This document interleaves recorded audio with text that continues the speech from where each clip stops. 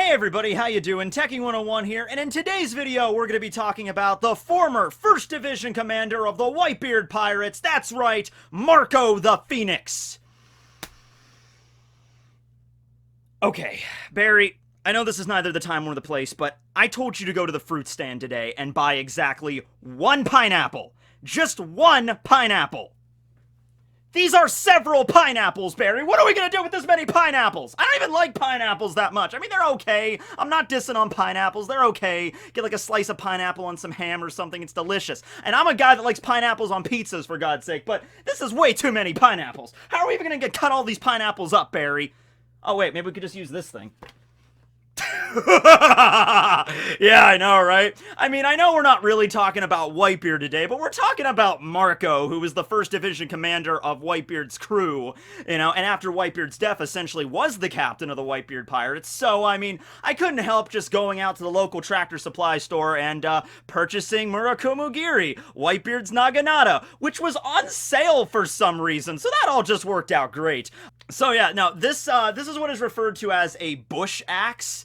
And I saw it in the store, but it looked remarkably similar to Whitebeard's Naginata. So I thought I could purchase this and I could paint it and make it up to look like a cosplay prop or something. And I know it looks really, really intimidating, but the blade is actually blunt. It's designed to like cut down, I guess, bushes, given the fact it's called a bush axe. But looks pretty cool. So yeah, that'll be a little project I'll be working on in the future. But yeah, we really have way too many pineapples, Barry. You really dropped the ball on this one.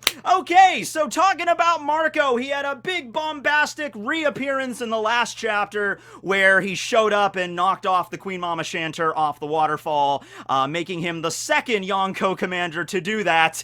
I love all the jokes I was reading in the comment section on the Reddit and Twitter and everything. There people are just like, all right, let's get Pell in here. Let's get every other Devil Fruit user that's capable of flight. Let's get Pierre, Gonfal's horse, the bird that can turn into a horse. Let's get Pierre in here. Let's just get every character that has wings in the One Piece world to knock off the Queen Mama Shanter. It's like they're just waiting in line at the shore of Wano, just like King took it. Then Marco had his moment, Phoenix Crest, Phoenix Mark, knocked him over. Him and King high five on the way out, and then Pell's up next, like, all right, come on, so that's pretty funny. But no, it was really remarkable to see Marco again. Really surprised he showed up here, because I made that whole video about Nekomamushi maybe picking up Izo, but I was really convinced that Marco was not going to arrive, because Marco was dealing with Sphinx Island, where Whitebeard grew up. He was protecting the place from Weevil. That was like his primary concern, because Weevil was kind of, well, not really him in particular, but his mom, Miss Bakin, was looking for Whitebeard's inheritance,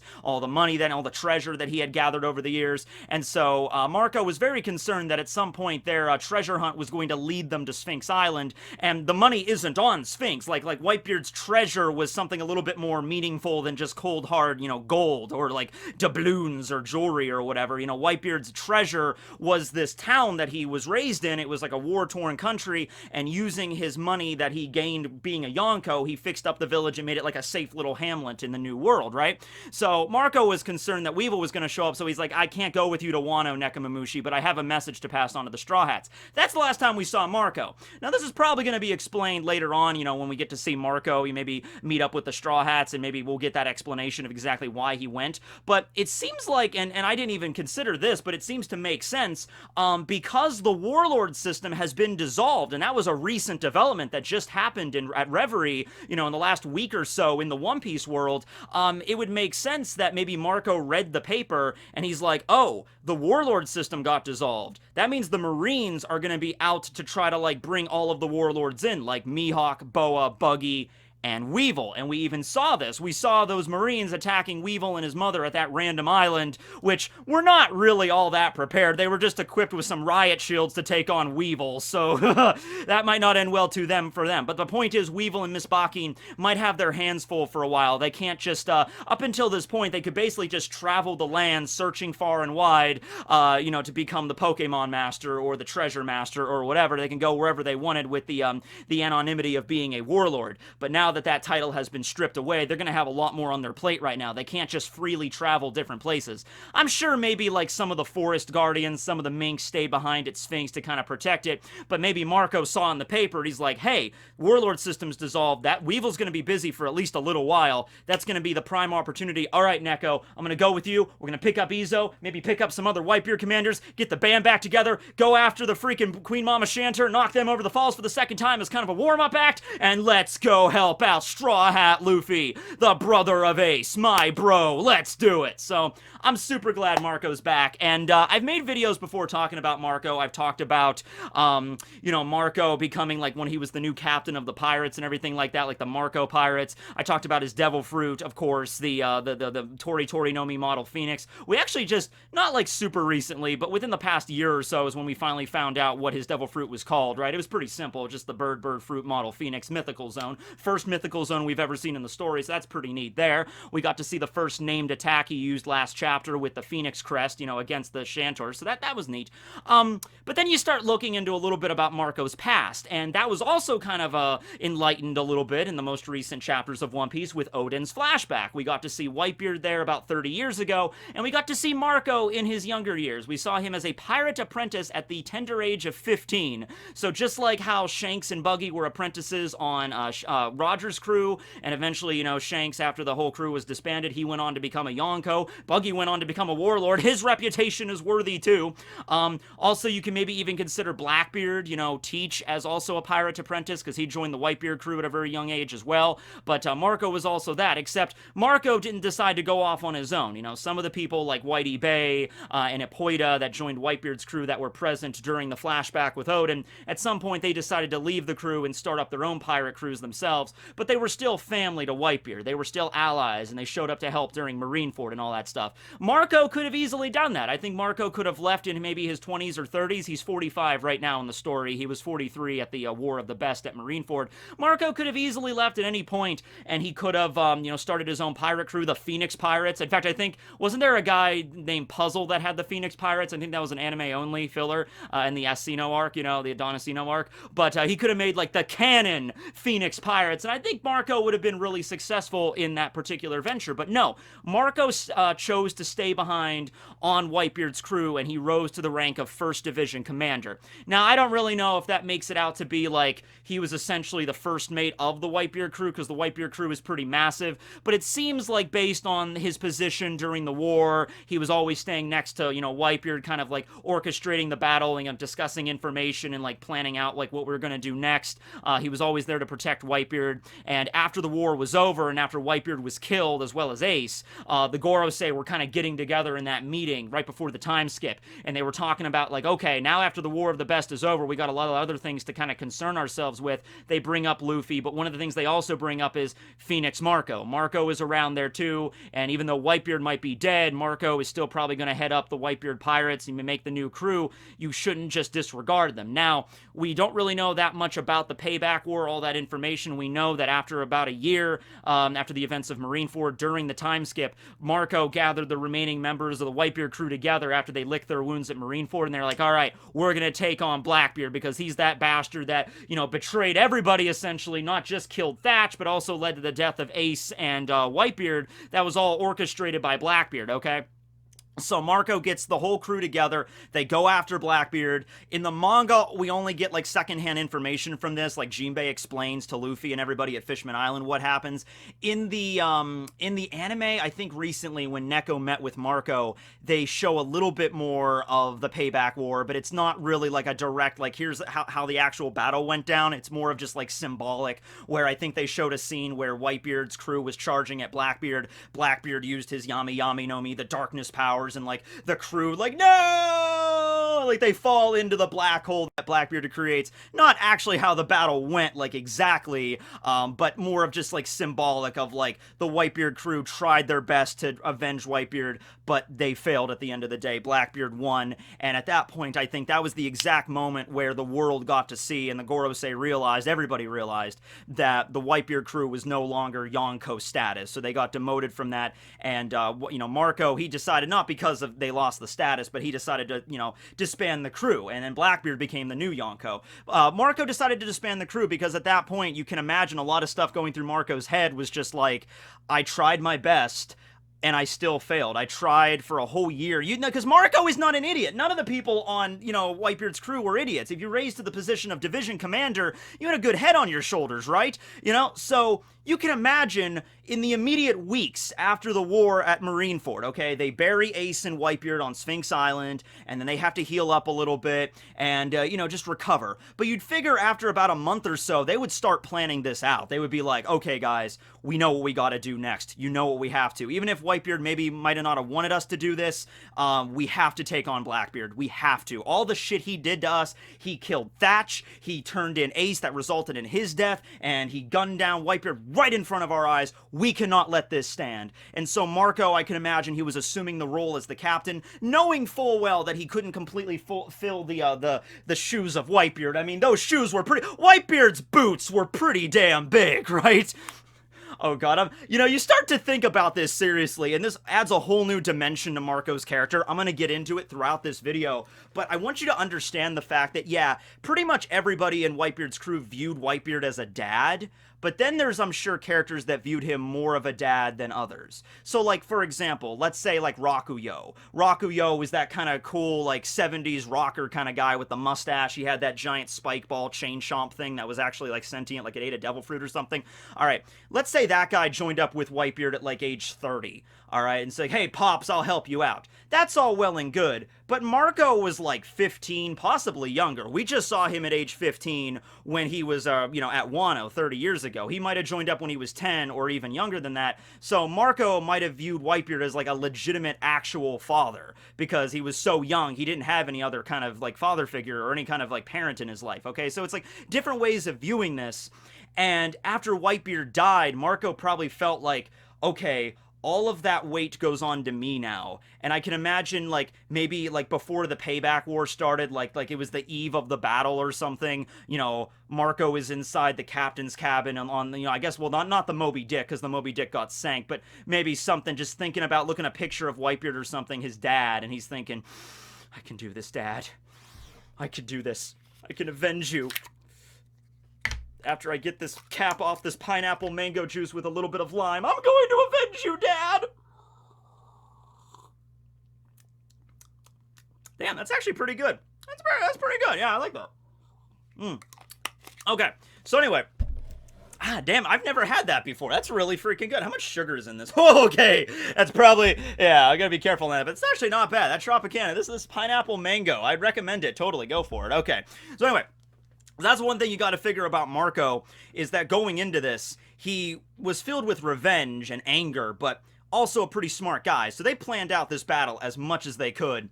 They still lost. Now, I would love to see a flashback in the canon of the manga to see exactly how that Payback War went, because I don't think it probably went as bad as it was depicted in the anime, where they charged in and they just kind of fell. I like to think they succeeded a little bit, but at the end of the day, none of the 10 Titanic captains look really, like, brutally injured or anything, so maybe they succeeded in taking out some fodder soldiers of Blackbeard's crew, but at the end of the day, they didn't really make a sizable dent in it, okay?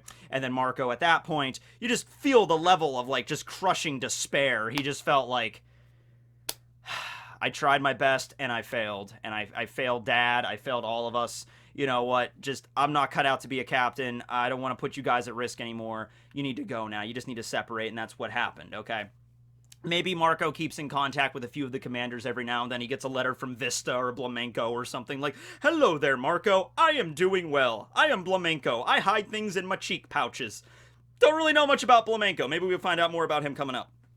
But something else about Marco that I didn't realize until I was just kind of reading, I was rereading a little bits of Marineford, in preparation for this video. Something else that adds a whole new dimension to this is, I feel like Marco, he stayed around on the Whitebeard crew, because he respected Whitebeard and everything, but I think it's because he felt like it was his duty as Whitebeard's son to kind of watch over him, because he was getting on in years and he was getting a lot, more sick.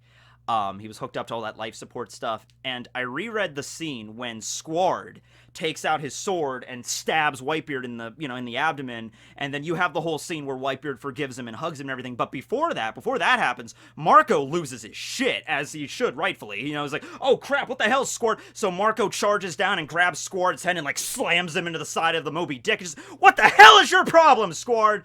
And so Marco is looking at Whitebeard with this giant sword wound, and he's thinking like, okay, even if he was caught off guard, he shouldn't have been able to take that. I mean, he should have been able to dodge that. Oh, his condition's getting so much worse. That makes it feel so much more powerful when you think like Marco's 45 at this point. Whitebeard's kind of getting up there. He's pushing 80, and everybody on the crew kind of knows he's sick, but Whitebeard is the kind of guy that's just like, I ain't sick. Give me some more sake. Maybe some of that pineapple mango sake. Yeah, that's good. Yeah, I'm not sick. Get these freaking tubes out of me. That's the kind of guy Whitebeard was. Honestly, the kind of guy my grandfather was, too. My grandfather, he ended up contracting, he smoked, so he ended up getting lung cancer, right? But I'm telling you what, up until serious problems happened, he was just like, I'm not going to the hospital, I don't need any help, you quit doting over me. Like, that was my grandfather, so I kind of resonated with that a little bit when, reading about Whitebeard and stuff, and I'm like, oh, come on, like, that's the same kind of basic thing that happened there. But look at that, from Marco's perspective, he's just like, okay, he's sick, and he's getting older, and he's not really slowing down at all, and now we're doing this war at Marineford.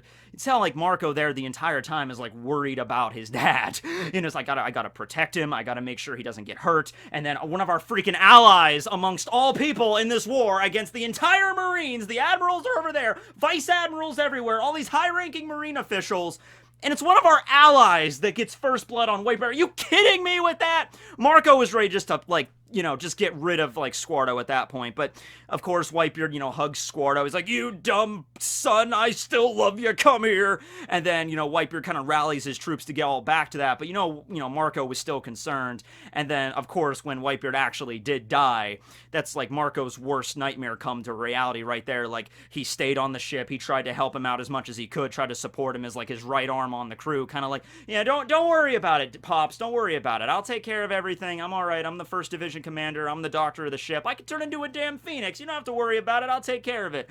But Whitebeard, of course, he was there to rescue Ace, and he pushed himself a little bit too far into the battlefield himself. But yeah, and the expression when he finally died, I'm like, it's right there on Marco's expression. It's just like everything that he's like, oh great, now this is happening. Like, he knew that was going to happen at some point. He knew there was no avoiding it. He just kind of maybe deluded himself and told him that it wasn't going to happen, but it did.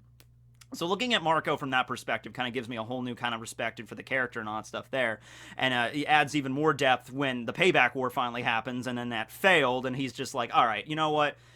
I can't do this anymore. You know what I can do? I can protect his island. The place that Whitebeard wanted to protect amongst all others, the place he put all of his money into, the place where he grew up, I can protect that place. And it was really nice. It was really nice Marco hanging out with all the regular citizens. Like, there's not pirates, they're not revolutionaries, they're nobody. They're just regular citizens living in this nice little hamlet in this nice little hidden area of the New World. And there's a bunch of Sphinx on the island. That's probably where the Sphinx from Impel Down came from, is this one particular island, this one particular species. And Marco's there helping out a Sphinx that broke its leg. And anytime any of the townspeople was like, Marco, my hip's been acting up again, he's like, don't worry, Mr. McGillicuddy, I'll help you out. And so he uses the flames of resurrection to kind of heal everybody, and he's a doctor as well, but he doesn't just use the flames on, like, automatic. He knows, like, medical knowledge as well. He was the head of the doctor to, like, the medical division on the Moby Dick, so he knows all that stuff as well. It's also just nice to have magical blue phoenix fire that just, rapidly accelerates healing in any one particular instance. I would like to have that right about now. By the way, just a little caveat to the pimple saga. I'm pretty sure it's not a pimple. I'm pretty sure now what I erroneously assumed to be a pimple was actually an insect bite. Maybe like a mosquito bit me or something, and last night I tried to pop it, and it didn't work out too well, and I actually made it way worse, so hence the Band-Aid. But, yeah, just, like, Marco, can you take this little piece of Phoenix Fire and just, hey, thank you, that'd be nice there, okay. So, Marco, I think, he wants to avenge Whitebeard, and I think he wants to do something to kind of like nobody blames Marco. I'm sure no one like looks at him and blames him as the person. Even last chapter, we didn't get to see Izo in full view, but Izo was present there, and Izo wasn't acting like, that Marco, we blame him for what he did. No, Izo was like, oh man, I haven't seen Marco get this intense since the war. He's like a retired veteran sort of, where it's just like, okay, I've seen a lot of battles in my day, Marineford, the Payback War. After all that's done, I'm done. I'm hanging up my Phoenix wings for good. I'm just gonna hang out on this island, and I'm just going to help out the townspeople. And then Nekomamushi arrives, and it's just like, it's time to come out of retirement, Marco. Marco's like, I don't do that anymore, Neko. I don't fight against the people that use crazy devil fruit powers, sucking you into black holes. Ice people that, cut off Diamond Guy's arms. I've seen the war. I've seen it. I'm not going back. And then it's like, you need to, Marco. You need to come out of retirement. One last go. For Odin's memory. For Whitebeard's memory. All right. Let's do this. Kaka! And he's like, activates his Phoenix, but flies away into the battlefield, right? Marco himself, he seemed pretty ready to go in the last chapter. I mean, he was just waiting at the top of the waterfall and just like, boom, he just essentially knocked out a giant percentage of this fighting force. I mean, hold on, I don't know if I still have it on here, but I drew up like a whole list at one point of like everybody. Wait, no, is this them? No, this is the, yeah, here it is right here. Yeah, I made a video about this a couple months back. This was just like everybody present at Wano, like right before the battle got started on Onigashima. I'm like, okay, who's Denjiro gonna fight? Who's Brook gonna fight? Apu, by the way. Oh, by the way, I've seen a lot of people saying because of the last chapter is like, Apu's abilities only affect you if you can actually hear them. So maybe Brook can be unaffected because he doesn't have ears. Yo! I think that doesn't make any sense because Brook, even though he doesn't have ears, he can still hear things. It's not like the actual process of ears or eardrums, it's the ability to hear. So Brook can still hear and see things even if he doesn't have the faculties for it. So I don't think Brook would be immune, but I still want to see Brook fight Apu, yeah. But he's like, I made this list for everybody involved, and I included all the Big Mom crew, and like, who are they gonna fight? That might not even happen at this point, which I laugh because that is pretty funny, and we just had all of Totland to really show off what the Big Mom Pirates are capable of. Maybe Oda's just doing that just for number one, just to be funny. Just like, King knocks him off, they go back up, Marco knocks him off again. Just to be funny, to kind of showcase more action from the Beast Pirate side of things. Oda's like, I want to show what the Tobiropo can do. I want to show what the Calamities can do. Eventually, I think the Big Mom crew will arrive at the top of the waterfall, maybe like right before the war is about to end, and they might get some action. I want to see Smoothie more than anything get some action there, but yeah, well, get some action there. But no, seriously, I want to see that, but I think Oda's just gonna, no, not quite yet. No, we already got enough of you Totland people for now. Let's just hang them on the back burner. We'll get to them in a second. Let's focus on Beast Pirates for right now. So yeah. So Marco's there though, and I'm sure none of the other commanders blame him for what happened, but he has to kind of like, he has to kind of defeat his own demons here. You know what I mean? He's the one that's like, you know what? I tried to do the Payback War thing, and that failed. I tried to save Whitebeard at Marineford, that failed. I tried to just, be like the caretaker of his island, and that's good, but I think I need something else to really rectify this situation. For Marco to really truly feel like he's succeeded, for him to like sleep good at night, he needs to do this. He needs to like defeat, maybe not defeat another Yonko, not necessarily, but he needs to help out, Odin. Even though Odin died, obviously, help out Odin's family, help out Odin's cause, who was a member of the Whitebeard crew, help out Straw Hat Luffy, who was the brother of Ace. So maybe Neko or maybe Izo kind of helped him out of that little area he was in, where he's just like, hey man, listen, I know Whitebeard's gone and he can't help him anymore, but you can help Ace's brother, you can help Odin's family, you can do this. And maybe Marco decided, I think I can do this. And Weevil's out doing this. This is the perfect time. If you're going to make a movement, this is the moment for you to do it right now. And you could turn into a damn Phoenix, man. People want to see Phoenix stuff. I'm like, I know. People want to see Phoenix stuff. And pineapple action. Please, Oda, name one of Phoenix Marco's abilities after an actual pineapple. That would be hilarious. That would be great. Pineapple Buster. Something like that. Because like I said in the last chapter, and I've already went into detail about Marco's Devil Fruit, so I'm not going to go into huge detail about that right here and now. go check out the Mythical Zone video for that. But Marco's fire doesn't hurt people, it heals them, okay? And that he doesn't get to turn that on and off. Like, this fire will heal you, this fire will harm you. He can't do that. So what he has to do is, like, physical attacks. He's still a zone. He's a Mythical Zone with, like, special traits and stuff. He can heal really fast, and he can do that for other people to a lesser extent. But when it comes down to, like, actual brawling, he has to rely on his, like, physical power, like hockey, or, turning his, like, his feet into talons and claws and, like, attacking enemies like that, or attacking them with his beak, or doing something of that nature, or like, I don't know, like, I mean, maybe he could use the fire as like a distraction or something to obscure someone's vision or something, cover their face with fire or something like that, but at the end of the day, he can't like physically harm somebody with the fire, so he's gonna have to figure out other ways to fight. But I'm really expecting something great from Marco. I'm seeing a great moment there with maybe Marco teaming up with Izo or the other members of the commanders of the Whitebeard crew if they showed up as well. I'm hoping we pan back and maybe not see every single one, but at least the major ones, at least Jozu and Vista. I want to see Jozu and Vista again, obviously. I like Rakuyo, I like Curiel, I like Speed Jiru, Fossa was neat, obviously Izo is there, we've already confirmed that.